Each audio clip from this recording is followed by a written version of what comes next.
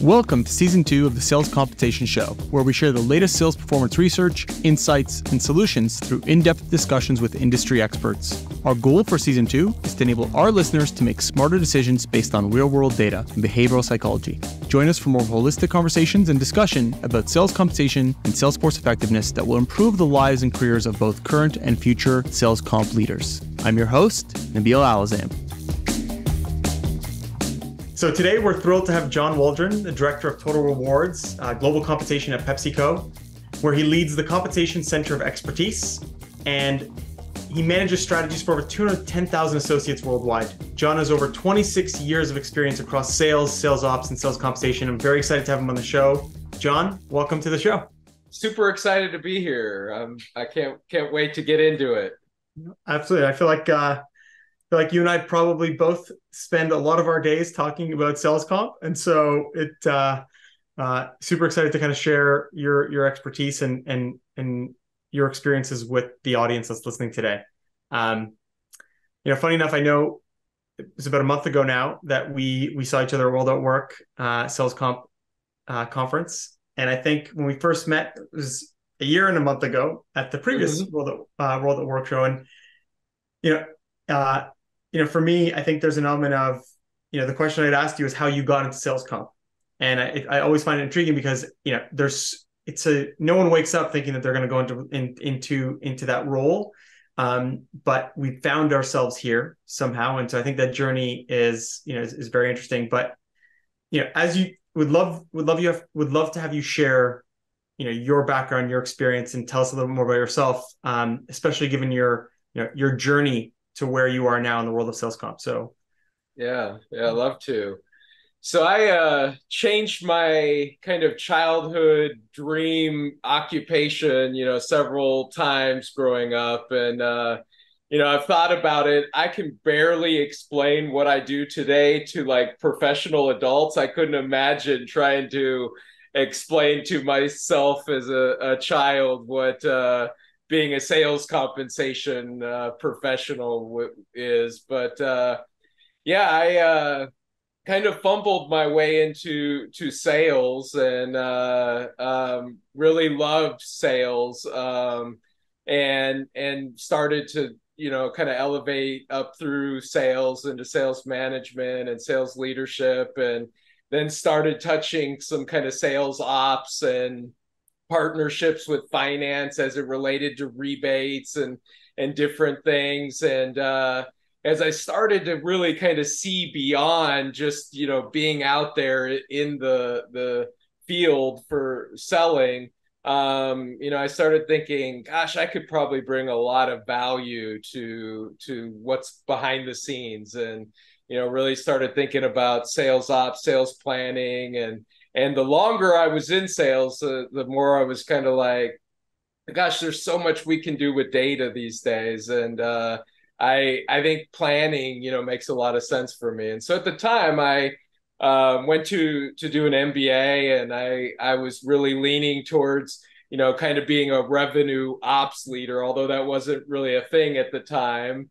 But then really started thinking and really wanted to go deep in analytics, and the term data science had really just been kind of coined and wasn't really common vernacular yet. But I was kind of like, no, I should actually go into data science because I can do all kinds of stuff. And so that's where I went really deep on. And doing the MBA, I ended up getting assigned a project on exec comp and some other kind of performance related projects. And I found them fascinating. And I started really thinking about it, and I'm like, gosh, sales comp and incentive plans are really the intersection of business and people.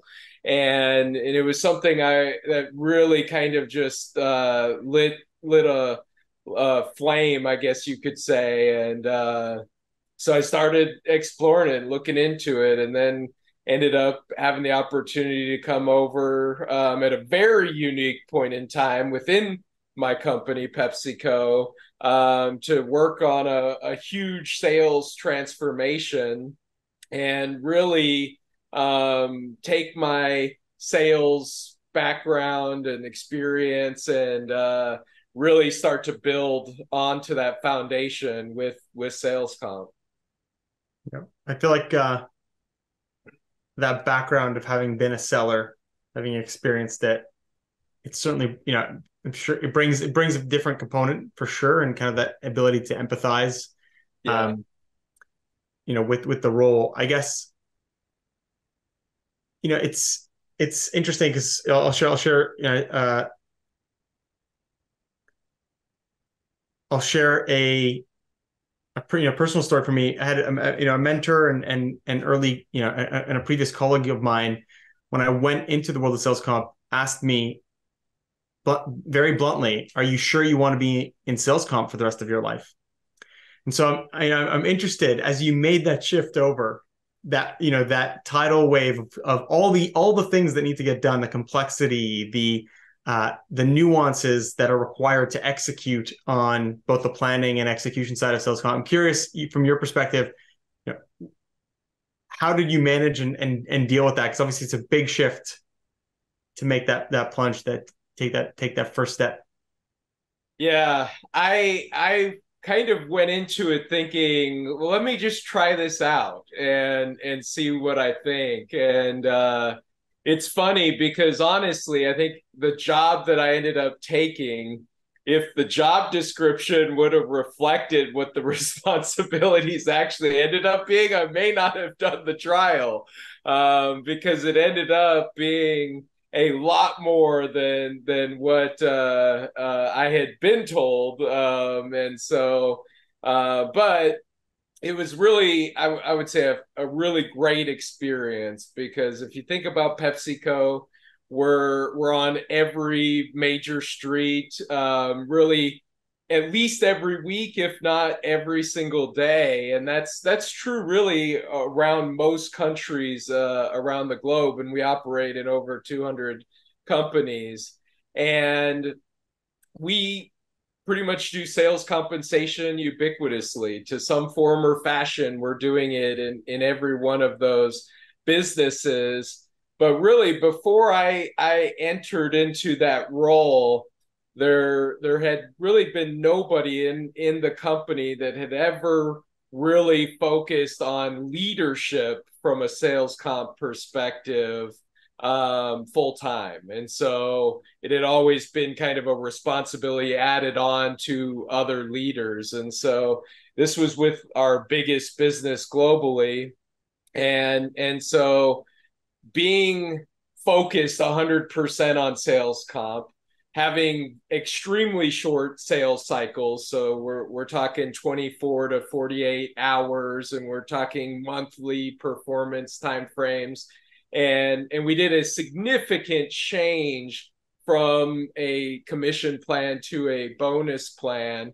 And I had the opportunity to essentially get a lot of very frequent and almost intensive, if you will, feedback from about 25,000 people about sales comp and processes. And this went from our actual sales representatives up to our president of sales and kind of everybody in between. And so getting a lot of that feedback, leading us through all of those changes, and having to navigate so many things, including ICM, SPM, implementation and administration.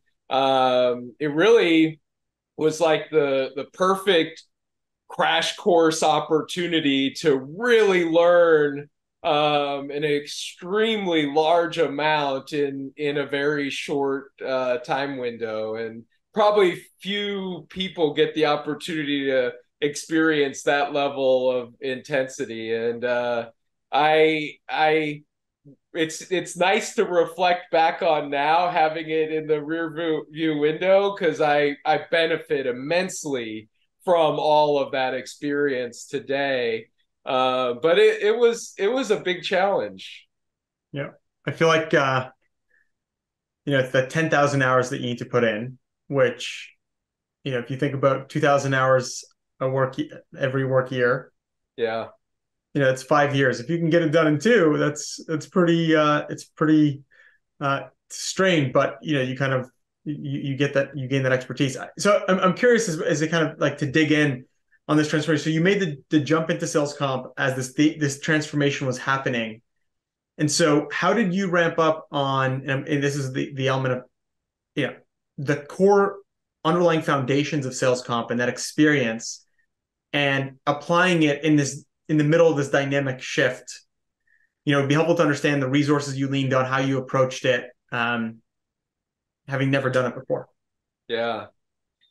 Well, I would say the stars aligned in a lot of ways, that worked out very, very well. And I really had a champion of the transformation, that really empowered me to really bring forward a lot of ways to make it come to life, because there were so many things that we knew weren't scalable, and so we were iteratively expanding and growing the conversion.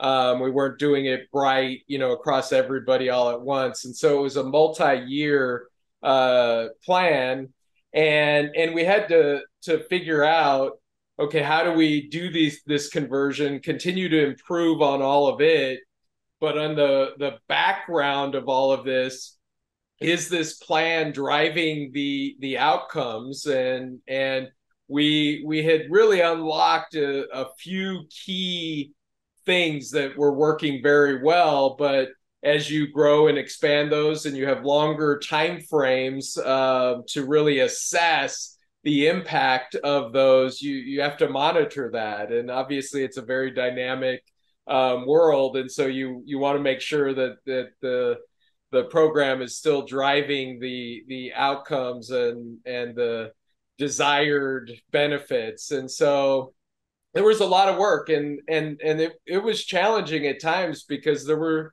some different factions and a lot of different stakeholders involved that had some different points of view. And so navigating all of that without having the champion of the transformation that sat in our C-suite, it would have been very, very difficult to not only do kind of that perform but transform behind the scenes, and build the capability across the team, get us to where we can actually administer all of these things, and the volume and the sheer amount of data.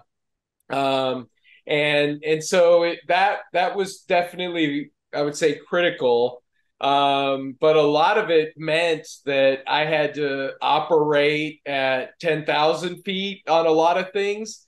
And then I had to operate at 6 inches on a lot of things, and not only go that deep into things, but I had to go so broad because I had so many different stakeholders. And I'm actually super proud of some of the things that I hated at the time that we had to do, but we were able to really deliver excellent work, particularly around the ROI of everything that we were doing, because so many times it's hard to ever determine an ROI, let alone even just invest some time and energy to trying to calculate some ROI behind everything you're doing. And I was able to really partner with finance and a lot of other partners, and we had to get very creative, but we were able to do some really phenomenal work that, looking back on, I'm kind of like, that's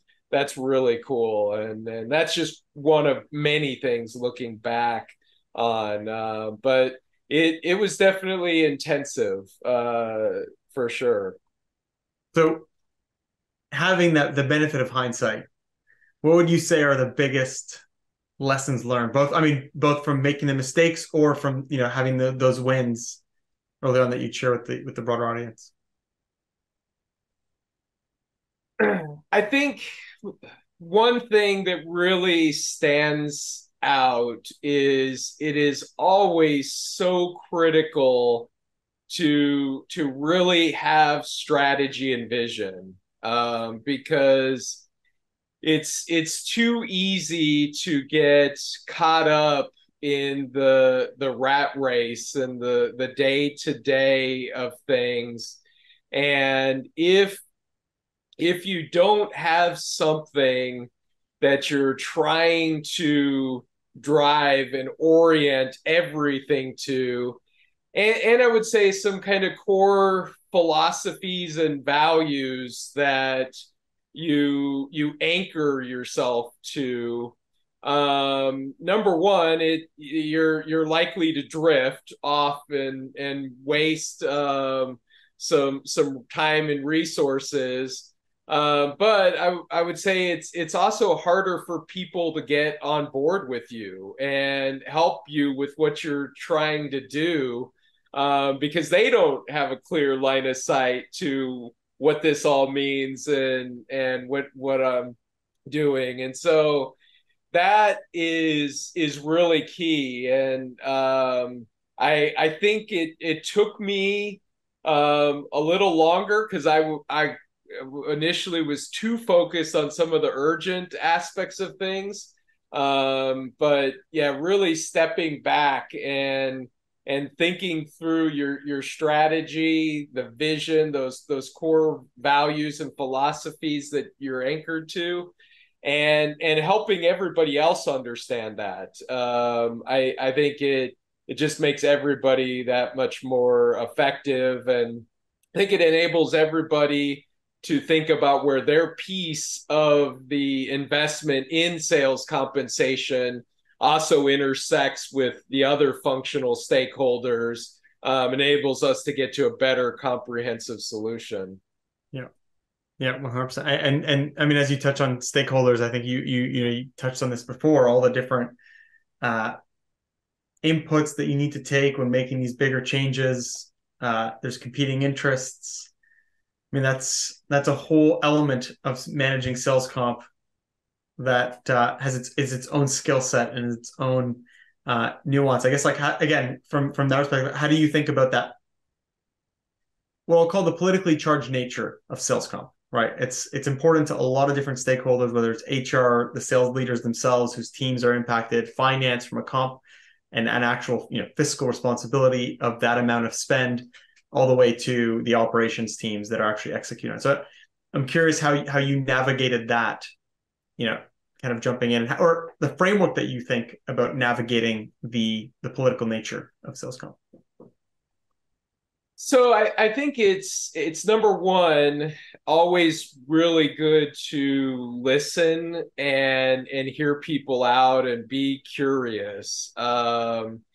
Yeah, I think I heard the advice somewhere. I wish I could attribute it to the right place, but when you interact with somebody, you should always assume that you have something to learn from them, whether it's true or not. Just enter the dialogue with that, and I think that's so critical and valuable, to really listen, hear people out. Um, I, I think obviously doing a lot of kind of coaching and consultation around what you're trying to do, what the desired outcomes are, and building that kind of relationship with it. But ultimately, I like to think about sales compensation, and this is kind of taught in every kind of strategy, sales comp framework, but sales comp really is the last step of that sales strategy, and it's where not only the sales strategy but the entire business strategy is realized, and so everybody's very, very passionate about that, but we all kind of want the same thing at the end of the day. It's just we have different perspectives and views on those things, and so really keeping everybody focused on some of that strategy and vision, and hearing them out, asking them questions, being curious, and then trying to build that rapport so that you can share your perspectives and everybody can look at this a little bit more holistically. I think is what ultimately creates collaboration and enables some of that. Now it's hard. It takes time. In my current role, where I kind of deal with all of our businesses globally, it's very hard to have the levels of relationships than when you're sitting within the business and you're one of the business partners. I'm meeting so many people all the time, different sales and finance and HR leaders in our 40 business units, that it's hard to have that rapport. But just being very open-minded and just having the approach on, hey, I'm here to help you, and that goes a long way. And asking questions and being curious. Yeah, yeah, no, it's true. And so, maybe shifting gears a bit, the framework of kind of managing stakeholders we talked about. I think there's an element of shifting gears to how we think about the right sales comp designs, like approach or framework. Would love to get your high level perspective and dig into that, because obviously, again, there's a very unique selling motion you're working with, and you've had this opportunity of kind of engaging with all these different geos and business units within the organization. So, would love to hear a bit more about that.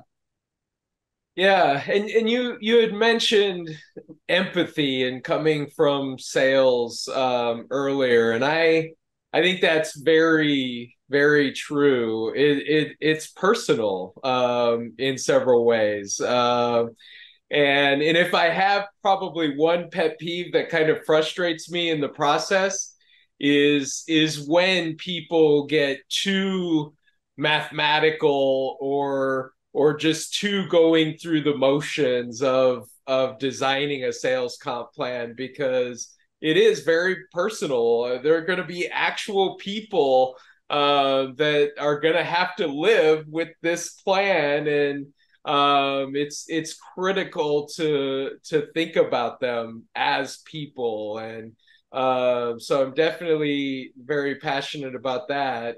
If you think about design, just anything, whether it's a building or it's a product or a service, in general, there's kind of three things that you have to have. It has to be desirable. It has to be technically feasible, and it needs to be economically viable. And I think those three things apply to designing sales comp. And so what I put is the four pillars associated with designing sales comp is: it needs to be strategic, needs to be compelling, needs to be simple, and it needs to be fair. And then ultimately designing sales comp plans, because there's no perfect plan, is really optimizing those four pillars and making some trade-off decisions associated with it. Because you could over index on any one of those four, and the plan won't be viable. You can say, hey, it's so critical, we want this plan to just be simple. Well, simple just essentially means that we're going to take the quota or the goal, and we've got 10 reps, so we divide it by 10, and we just say, hey, we're going to give you this if you achieve that. And that may be really simple, but that opportunity isn't going to be equal amongst all of those reps. And so you're not going to be fair. It may not be compelling, maybe super compelling for some of them, maybe not others. But if we don't have everybody moving forward and running with the intent of the plan, it's not going to be strategic. And conversely, you could make a plan super compelling, but it could be not very viable from a ROI and economic standpoint. And so you have to really balance all four of those factors and identify what I like to call the sweet spot Yeah. across the four. And it's a challenge. I think the challenge, the biggest challenge is really not how complex designing plans are. The biggest challenge is just investing the amount of time to really think through all of the variables and do the work to get to that sweet spot. Yeah. I mean, it is an optimization problem, right? We have these four pillars that we need to optimize as the outcome. So it's not even a single variable outcome that we're optimizing. It's these Yeah. four pillars. You're going to take a compromise if you over-index to one versus the other. And there are a lot of inputs. And I mean, this is maybe something we could dive into, as we continue the conversation, but you think about, is the selling motion even the same for every seller, even within the same role? We touched on this in a previous conversation where seller selling in one geo within a country could be, maybe it's a rural area versus an urban area. Should they be compensated the same way? Should we think about the selling motion the same way? What are the variables that we're optimizing there? And the more and more complexity, the more dimensions that you add to the optimization, the more complicated it is. And to your point, you need to allocate the time and have the processes to enable you to be able to do that. You Yeah. said something interesting on the simplicity. And I think because you hear this all the time, this misnomer of like, comp plan needs to be simple. Comp plan needs to be simple. And I think it needs to be simple, but reductionism or simplification for the sake of simplification is a very dangerous game, right? And I always use the example of, theory of relativity, E equals mc squared, kind of an equation that's like known by everyone, physicists and non-physicists alike. Mm-hmm. It is beautiful, not because it's, a very simple formula, three core variables. It's beautiful because it represents, it's beautiful because of what it can represent, yet being so simple. Mm-hmm. And in my mind, simplifying but not getting to the desired outcome is actually, potential cause for a lot of issues. And as you talked about, kind of the equity aspect of comp. Yeah. So, how do you think about when you're doing that analysis, you're doing that optimization? What are the core dimensions, and how do you filter to that as Yeah. your inputs into this optimization problem? Yeah, so I think from an assessment of a plan perspective, you really need to look at it across many dimensions. Like there's not one table or one chart that can really tell the story, and the devil is often in the details. It may look really good at an average, kind of overall aggregate level across the work group. But what are things like for the top 10 percentile and the bottom 10 percentile? How do those two groups compare against each other? How do they compare against the median? And so I like to number one, just really fundamentally understand a plan and get some of the basics of what is the intent of every aspect of the plan, but then really start looking at it from if it's got a bunch of KPIs in the plan, I want to see what the achievement is on every KPI and what the weighting of those KPIs are, because I would always assume that those lower weighted KPIs that probably shouldn't even be in the plan, whether you're actually getting focus against them, even if the overall performance across all the KPIs looks really strong and the payouts look good. And so it's very important to go deep. And what I like to do, one of the assessments, because think of performance distribution and what the standard deviation of achievement, and do we have a good bell curve? It may be skewed a little bit. That's a good first pass, but really taking your median earner and then plotting out the 10th percentiles across that work group and then comparing them directly against the median is always really good for me, because it gives a very different picture of the payout curve. And just visualizing what that slope is. And ideally, you have a good linear trend on that slope. If you do an actual payout curve slope, it's going to depend on where your accelerators and thresholds and all are. But when you do this look, it's actually the payouts of these percentiles. And so seeing that slope, and if there's some big changes in that slope, it's kind of what's going on, what's happening there. And really thinking about the plan from a longer term perspective, I think is also very important. What is the compensation cost of sales? If our business is growing and we're investing in our people every year and we're seeing good payout outcomes, we ideally want to see a negative slight trend on the compensation cost of sales. So we're getting ROI on the investments that we're making in our people, because I think that is so critical for leaders to see. And as they're thinking about their business and growing the business, we want to see ROI that we're making in our people return value.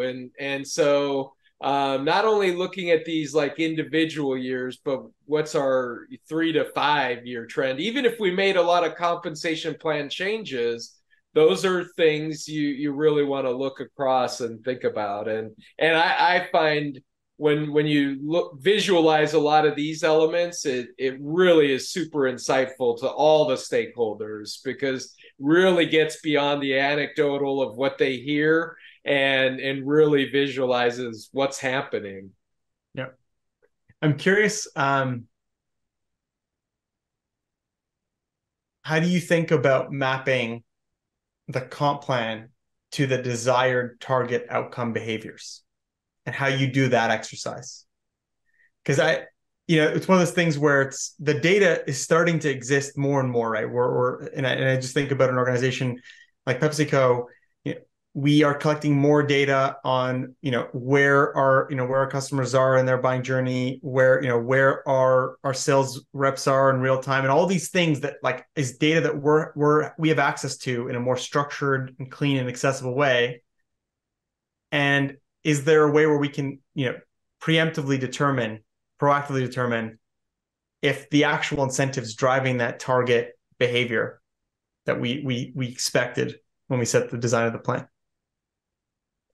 Yeah, I would say this is definitely one of the biggest challenges, quite honestly. It's for me way harder than pay mix, leverage, and all of the other analysis, because at the end of the day, how do we measure the success? And so I think you always have to make some trade-off, decisions here, because no matter what it is, it has to be something you can actually track and is quantitative. And yes, we may include some qualitative factors, but ideally that, if you're doing sales compensation, it's primarily going to be quantitative.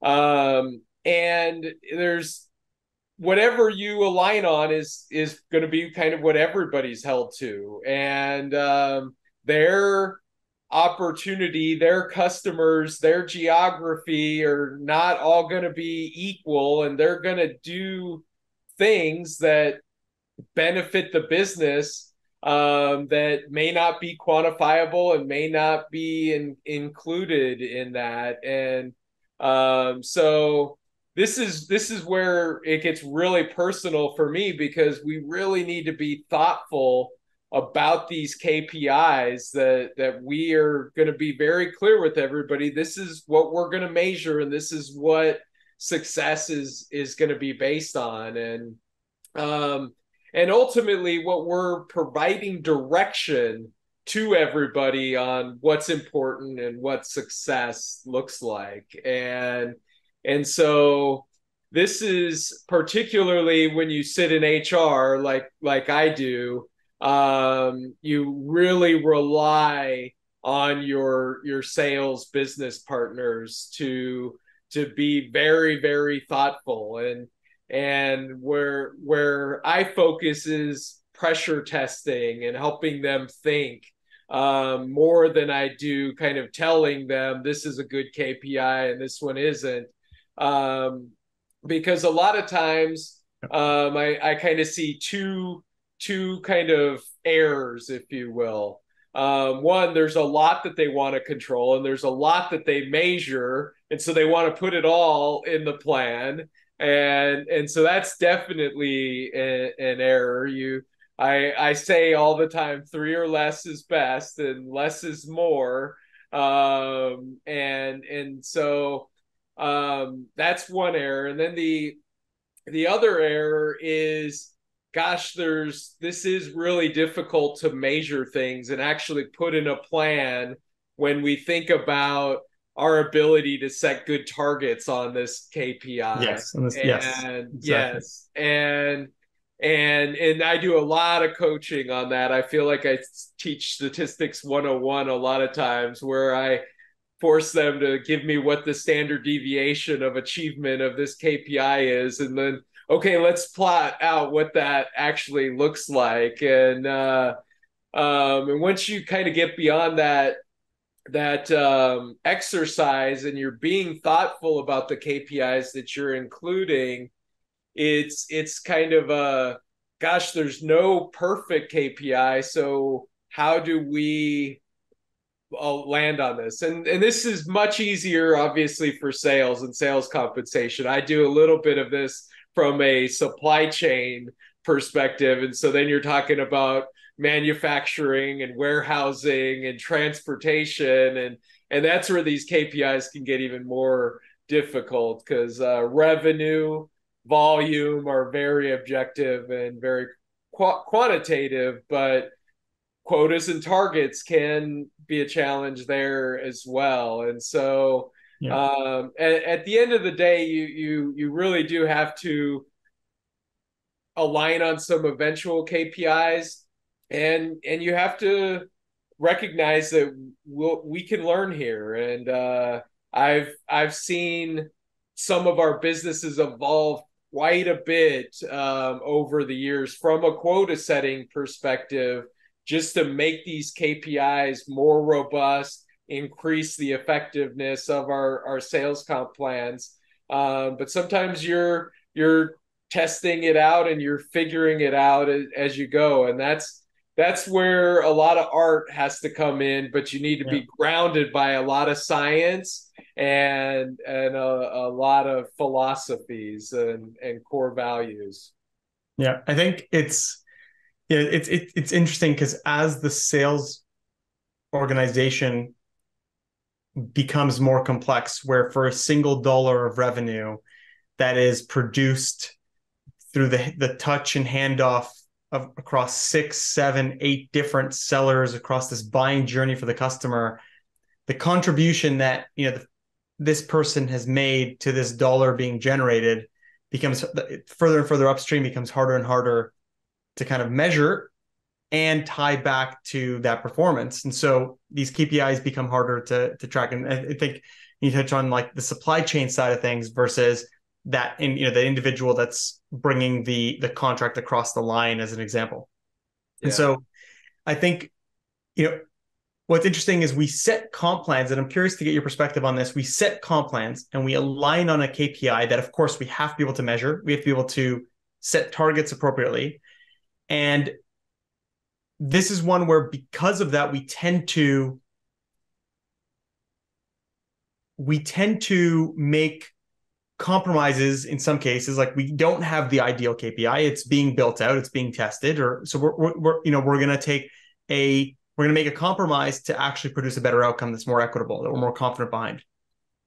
But do you ever run these experiments where, okay, we're going to roll out this component, this measure, and the goal of this measure, this component of the plan is to actually drive an increase in this KPI that's so far removed from the final dollar of revenue. But are you ever looking or kind of creating a process or behavior map to, the steps that. Yeah. Yeah. So it's interesting because particularly if you think about supply chain, it is an activity based incentive KPI. Usually, it's you don't have the revenue, kind of booking that you do in sales, and so I was very familiar with activity based KPIs from that perspective, but for sales we do utilize some activity-based KPIs, and I would say I was very reluctant initially to really weight these in a plan, and because some of them it's kind of like, hey, we give them a salary or a base, Yeah. to show up and do some of these things. I don't see why we need to include this in a plan, but ultimately sales compensation is a tool to create focus. And if we want focus from our people on certain things, it is a lever for a business to pull to create that focus, and it does give it a higher degree of importance when you put it into a plan. Yeah. And I think there's also an aspect of here with the evolution of a seller to a trusted advisor, there's potentially more activities that are going to be associated with the selling process, and we should be open to that. Yeah. Yeah. I think I mean, and one sorry. I think that there's an opportunity to,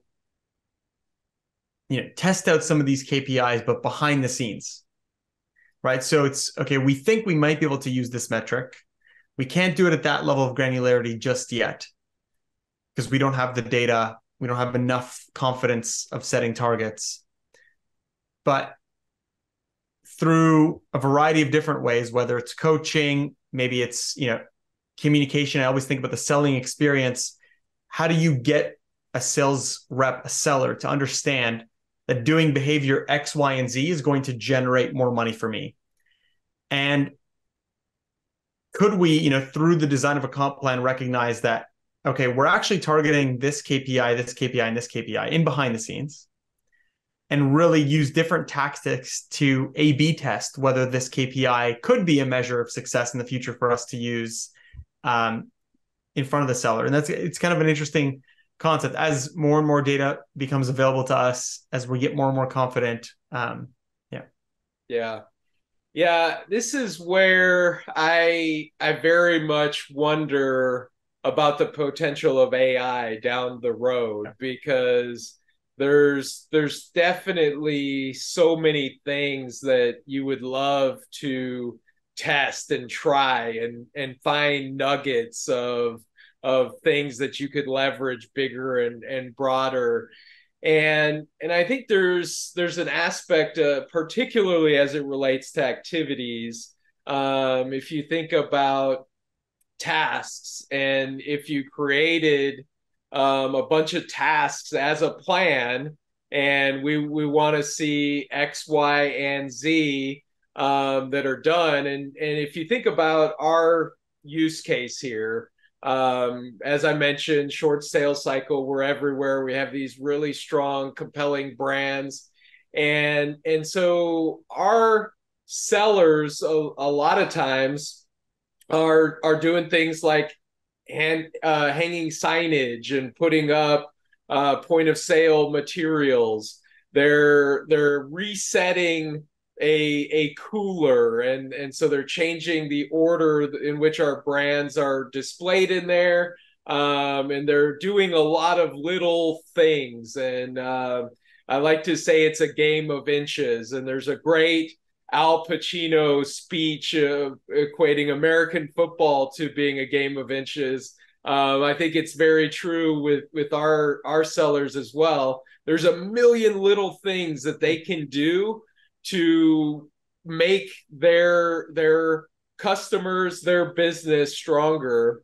And a lot of them are very little, and they're things we can't necessarily fully measure.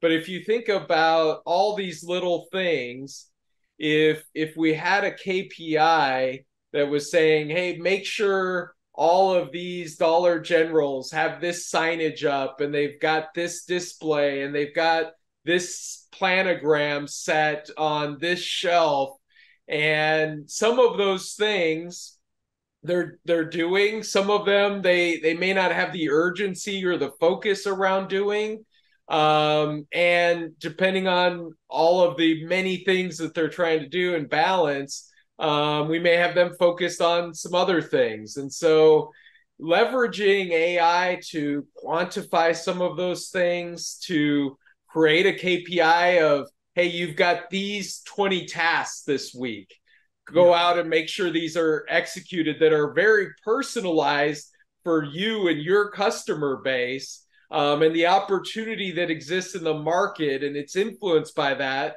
And then image recognition, all of the different things that you can submit to where it's not self-reported and self-tracked and rolled up.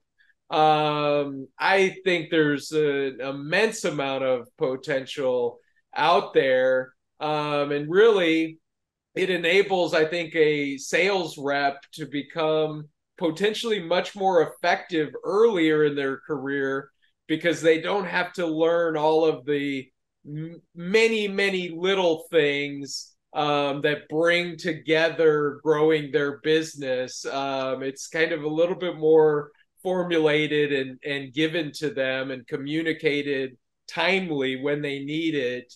Yeah. And so I think there's a huge amount of potential that I'm excited. Now, that's very intimidating. We have a long way to go to get there, but it's pretty cool what could happen down the road. Yeah, 100%. I mean, it's basically bringing the world of incentives outside of sales to the world of sales. And I think we see this every day, right? Whether it's our news feed for social media, whether it's the gamification in the latest generation of gaming, in the world of gaming, is there's so many lessons that can be applied. It's we need to tailor to the individual, and it's actually kind of one of the things that as we think about the future world of sales comp, I think it can't be a one size fits all. The organizations that don't start to think about individualization, leveraging all the pieces that can come together. Your point, I love your point of that. It's a game of inches. To get to that number, it's about doing this with this customer, doing this with this customer, then following up with this, and then doing this. And so these steps is all about slight movements.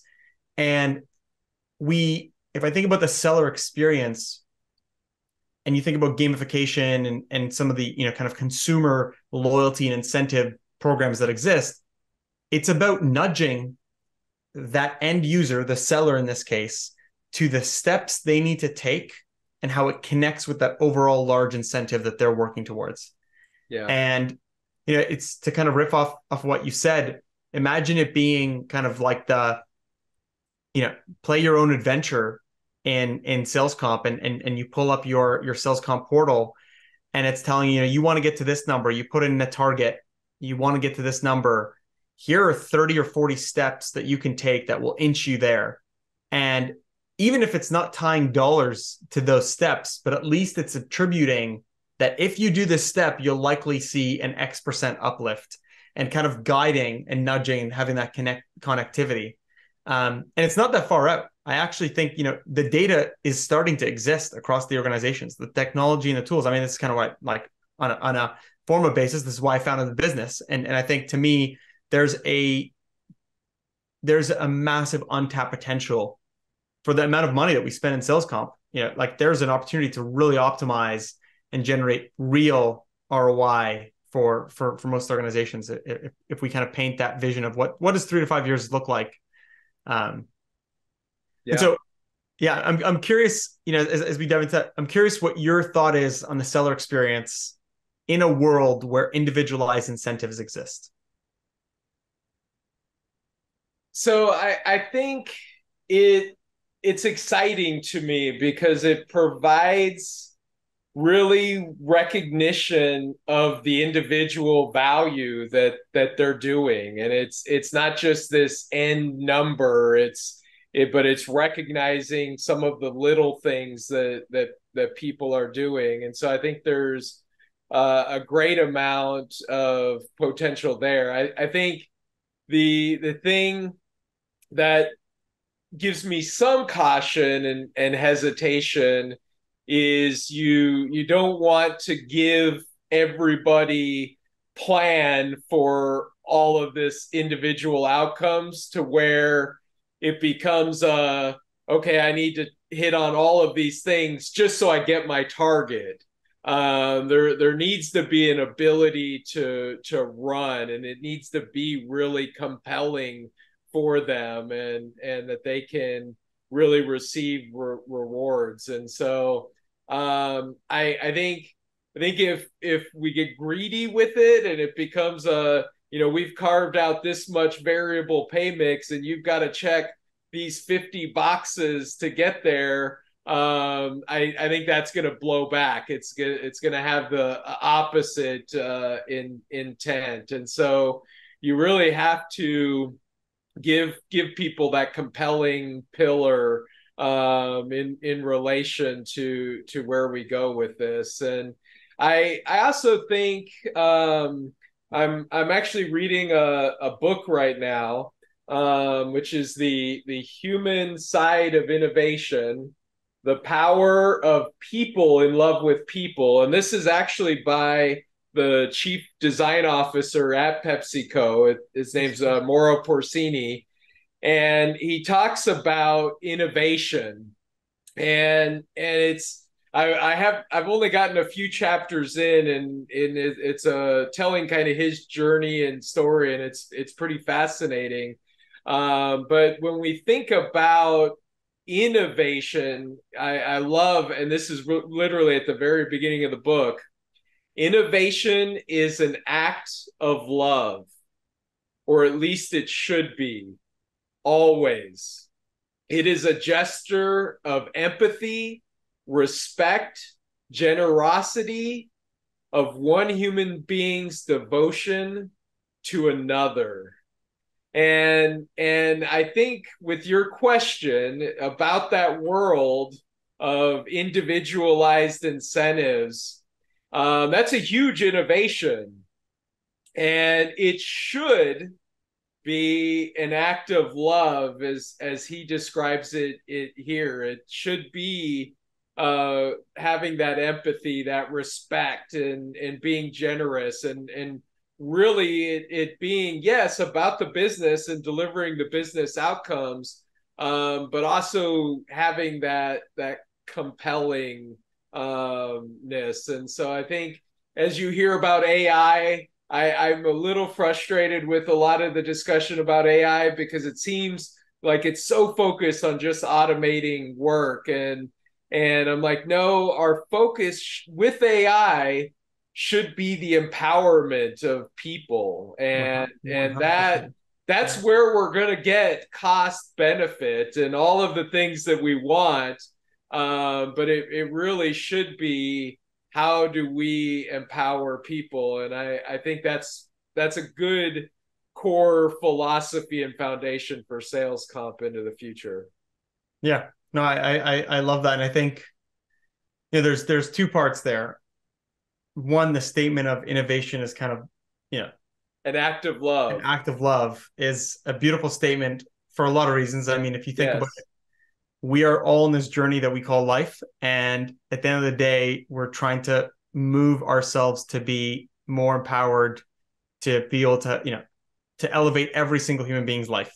And I know it's funny because, you think about when you start start a startup, or you start a business, or you work in a specific field. Why are you doing that, and how does it contribute? And I think about, to me, when I get asked that question about sales comp, I say there's 15 million people in the US that are sales professionals. That means there's 15 million people who go home every day and get paid based off of a target and how they perform against that target. And you think about the work that I used to do back in the consulting, my consulting days, come in, apply this analytics to try to figure out, to your point, like back to the framework that you described earlier, on what's the right plan and incentives. And our goal is to make it equitable and fair. But there are so many dimensions of variability when you look at the sales motion and sales process. And are we capturing, how much of that, the dimensions that make one seller's territory different than another, are we actually capturing? How many dimensions about the actual individual person are we capturing? This is something that I saw was missing in entirety. When we think about sales comp, we rarely take into account, not every human being is motivated the same way, right? We are different people, and we have different psychologies and different motivations, and we treat it all the same. And so I do believe that the individualized approach to sales comp is not just about the business doing better. I think it's about treating every human the way, motivating them, coaching them, enabling them to be successful. And I actually think that'll generate a better customer experience. Every organization has a 15%, 20%, not every organization, but on average, a turnover for your sales organization of anywhere between 10 to 20% is within the norm. And so that means that 10 to 20% of our customers are seeing disruption in the people that they work with. There's just so many things about the sales role and individualizing and leveraging all the data at our disposal to make the experience better for the seller, the customer, and ultimately the business. So yeah, I mean, that future excites me. It's kind of back to it's the future that we're working towards. I guess maybe I'll, kind of, again, given your experience and your background having been a seller, I'm curious, how do you think the seller will take it as they think about, okay, I have different incentives that are nudging me in a certain way. I think your point earlier on having the opportunity to earn your OTE and a clear path to that, for sure. But as an individual seller, I get slightly different incentives than my peers. How do you balance out the perception potentially of inequality, even though if you're optimizing the algorithms right and leveraging the AI the way we should be and testing it, you will get a much more equitable and fair outcome. But how do you manage perceptions? That's a great question. I don't know that I've got a great answer, but I've thought about it a lot. One of the interesting things is, and this kind of gets into broader rewards, when you give people a choice, they tend to pick the safest option. And I do firmly believe that plans work, not really just because of the upside, they work because of the downside. And we are very much motivated to not experience downside. And so that drives you towards getting your target, but then also exceeding the target. I think it gets very difficult to personalize stuff, particularly when that 99% of the time, even if you give them options, they're going to pick whatever the safest one is. So then it becomes very difficult to, okay, what do you key off of to differentiate things? And I think there's a lot that we have to learn there. I think AI can help out quite a bit, but it's going to take a while. And I would say AI can't do that for us without a lot of human training, because bias can come into play very, very quickly, and coefficients, will be created that are not what we want to have in those values. And so we have to be very cautious there. Um, I think a lot of it, if you think about Amazon, and Amazon is personalizing all kinds of stuff for all of us at any point in time, and there's probably some level of fairness in the different things that they're doing, but then there's some that may not be as equal as we would hope, but we don't always necessarily know those things behind the scenes. But our employees are going to expect us to kind of treat them as consumers, because they're treated as a consumer in every other aspect of their life. And so I think we all are getting a little bit more comfortable of companies personalizing things for our benefits, but it's still very early, and I'm excited about the journey of how this is gonna flush out and play out as it relates to sales comp, but it's still difficult to envision. A Yeah. lot to figure out still. Yeah, there's a lot. And I think what your point earlier around AI should be the enablement, not just, okay, how do we automate the work? It's if you think about it, think about the number of decisions that we make every day versus the average number of decisions that were made in a similar type of role or similar type of position even 20 years ago. Yeah. And that's ultimately technology is enabling humans to make decisions faster with more data and more confidence. And I think the more you can take away that repetitive, the repetitive work, the repetitive nature, and make the orchestration of it seamless, then it can enable us to be more creative, iterate faster. And I think there's gonna be just like with, I use the autonomous car analogy all the time. There are going to be accidents, right? But is it, and when the accidents happen in the early days, we're going to call, like, they're going to be right on the front page of the news, and it's going to be a really big deal.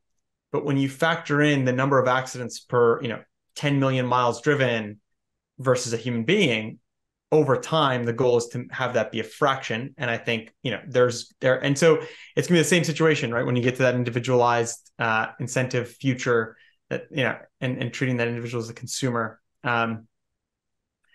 Certainly, there's a very, very interesting future ahead for the world of sales comp, and it seems like this, it will be a transformational shift because a lot has to move to handle that level of increased complexity, and a lot has to change how we operate in order to do that. Yeah, definitely.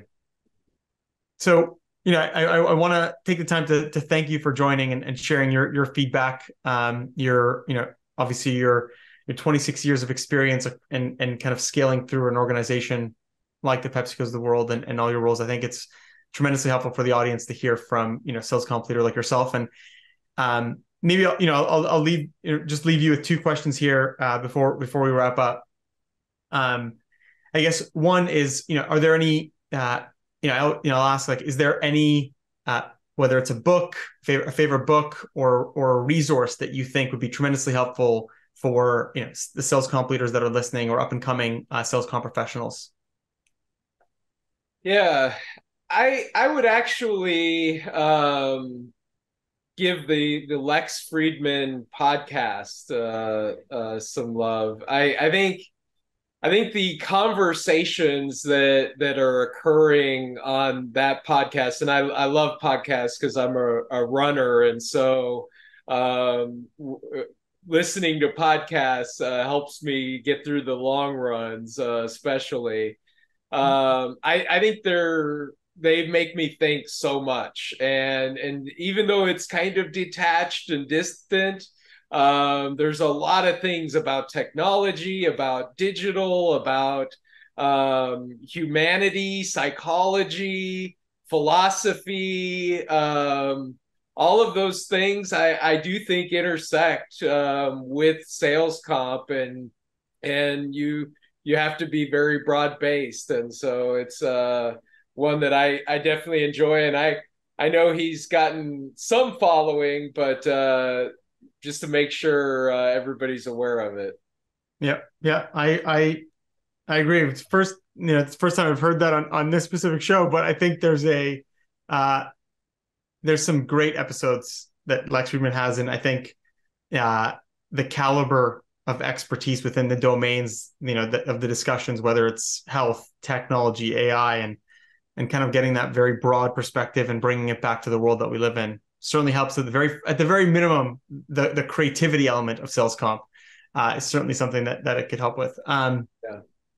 And so then, I'm curious on the other side of things, how leaving this conversation today, again, grateful for all the feedback and all the knowledge that you've shared.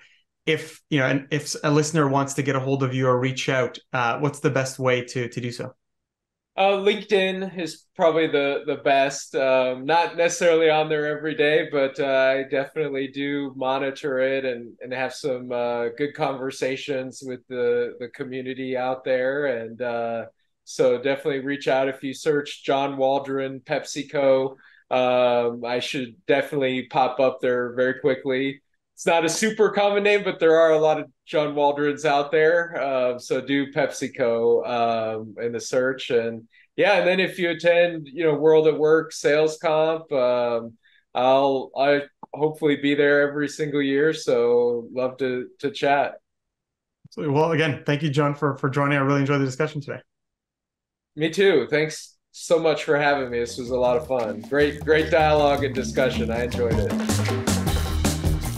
The Sales Compensation Show is brought to you by Forma AI, the first sales compensation platform designed around the agile methodology of comp ops. To learn more about how Forma AI can help design, execute, and optimize your sales comp strategy, visit forma.ai. Find us by searching for Sales Compensation on Apple Podcasts, Spotify, Google, or anywhere else podcasts are found. And make sure to click subscribe so you don't miss our next episode. On behalf of the team here at Forma AI, thanks for listening.